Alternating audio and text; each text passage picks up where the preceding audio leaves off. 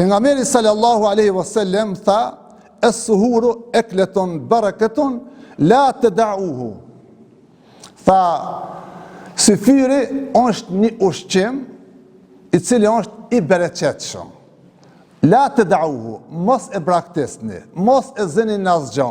E dim që është i vështirë mos gjuhë, njerëzit kanë ato problemet shëndetësore, kanë atë pagjumësien, kanë disa gjona që ja kanë të pasionet e nefsit ti, mirë po besimtari gjatë kohës Ramazanit syfirin duhet me respektu në maksimum. Autoriteti syfirit edhe iftarit janë shenjat këti muaj vllazër, janë shenjat të agjerimit. Nëse ti agjerus i sjellshëm, edhe agjerus i devotshëm, edhe i respektum, duhesh me respektu edhe syfirin. Andaj tha, walau an tajda jur'atan min ma. Tha, ja vlen syfir mu ngrit edhe një got ujë me pije.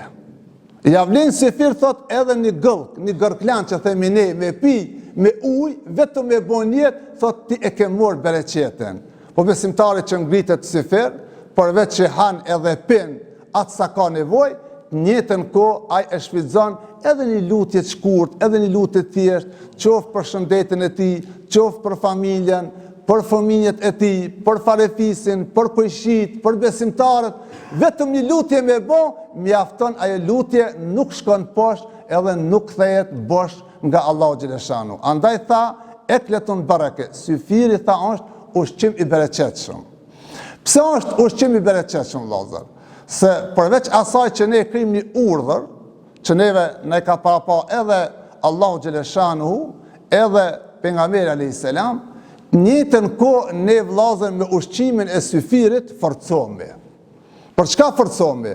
Forcohemi për ditën e nesme të agjerimit. Agjerimi është ibadet.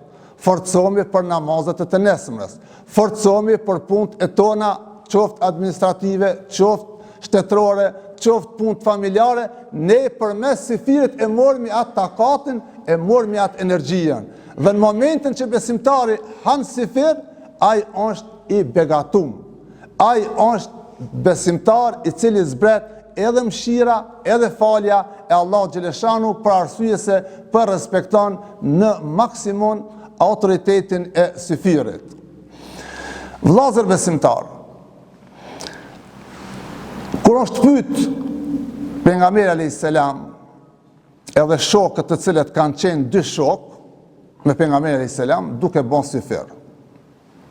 Se pejgamberi alayhis salam thuhet kur nuk ka hangër iftar vet edhe syfir vet.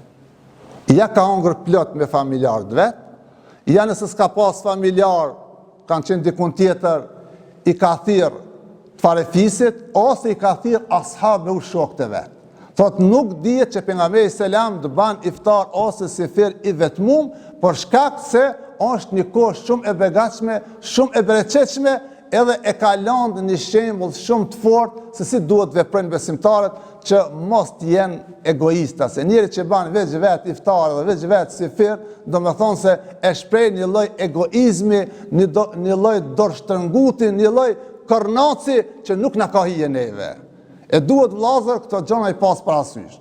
Edhe thot te saharna ma nebi sallallahu alaihi wasallam, dy shokët e tij, Enesi edhe Zejdi radiallahu anhum, thot kemi bën syfir me pejgamberin alayhis salam. Tash, ky që ishte prezent Enesi, po e pyet Zejdin. Po i thot, kem kanë miqdaru ma bejn al-adhan was-salat. Thot, sa ka qenë distanca kohore në mes syfirit edhe ezanit sabahit.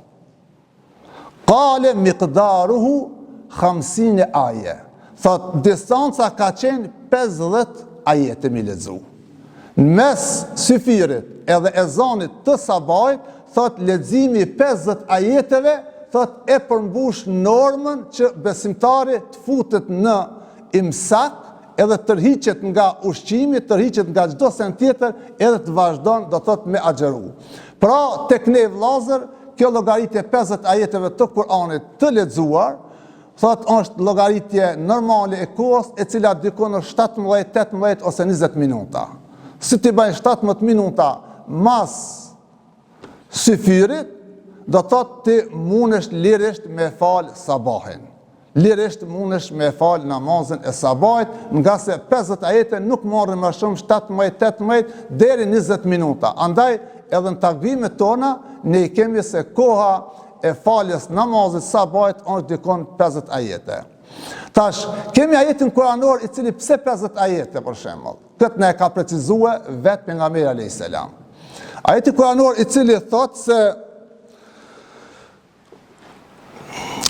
Wallahu yuqaddiru al-lejle wan-nahar, alim ellen tuhsuhu fetabe alaykum. Wallahu yuqaddiru al-lejle wan-nahar. Allah është ai i cili ka përcaktuar kohën, sa është koha e natës edhe sa është koha e ditës.